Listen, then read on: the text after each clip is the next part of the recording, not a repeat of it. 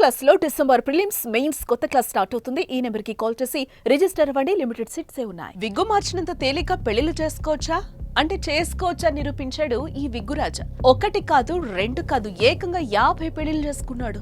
విగ్గులు మారుస్తూ వేషాలు వేస్తూ 50 మందిని వివాహమాడాడు.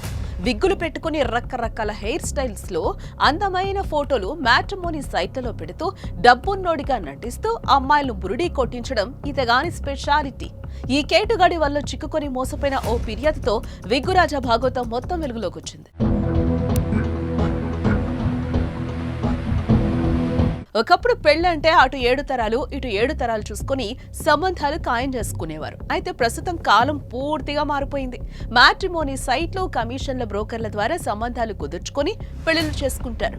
ఇదే అదురుగా కొందరు మోసాలకు పాల్పడుతున్నారు.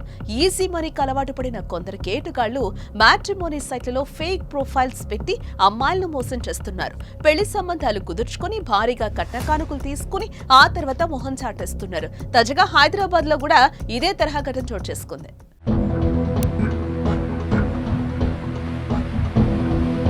ఈజీ మనీకి అలవాటు పడిన వంశీకృష్ణ మ్యాట్రిమోనీలో పెళ్లి కోసం ఎదురు చూస్తున్న వారిని టార్గెట్ చేస్తాడు. వారిని అనుసరిస్తూ మ్యాట్రిమోనీ వెబ్సైట్ లో ప్రొఫైల్స్ సృష్టిస్తాడు. అందమైన ఫోటోలు, ఆకర్షణీయమైన వివరాలతో పాటు IAS, IPS వంటి హోదాలో ఉన్న వ్యక్తిగా చూపిస్తాడు. వివాహం కోసం క్రమంగా సంబంధిత అమ్మాయిల తల్లిదండ్రులతో చర్చలు మొదలుపెట్టి వారి నమ్మకాన్ని పొందుతాడు. తీరా పెళ్లికి సిద్ధమవగానే ఆర్థిక సమస్యల పేరుతో పెద్ద మొత్తంలో డబ్బులు గుంజుతాడు. ఇక తాజాగా గచ్చిబౌలి ప్రాంతానికి చెందిన ఓ ప్రముఖ డాక్టర్ కుమార్తెను పెళ్లి చేసుకుంటారని వంశీకృష్ణ మాటిచ్చాడు. ఆమె తండ్రిని నమ్మించి 40 లక్షలు తీసుకున్నాడు. అయితే డబ్బు విషయంలో మరోసారి ఒత్తిడి చేయడంతో ఆమె తండ్రికి అనుమానం కలిగింది. ఈ సమయంలో వంశీకృష్ణ ఆ మహిళా డాక్టర్ ఫోటోలను మార్ఫింగ్ చేసి సోషల్ మీడియాలో పెట్టి పరువు తీస్తానంటూ బెదిరించాడు. దీంతో మోసపోయానని గ్రహించిన డాక్టర్ పోలీసులకు ఫిర్యాదు చేయడంతో విగ్గురాజా భాగవతం బయటపడింది. అయితే విగ్గురాజా వంశీకృష్ణకి ఇదే తొలి కేసు ఏం కాదు. గతంలోనూ పలు నగరాలు ఇలా మోసాలకు పాల్పడి అరెస్ట్ అయి జైలుకు వెళ్లొచ్చాడు. కానీ జైల్లో నుంచి బయటకొచ్చిన వెంటనే కొత్త మోసాలకు సిద్ధమవుతాడు.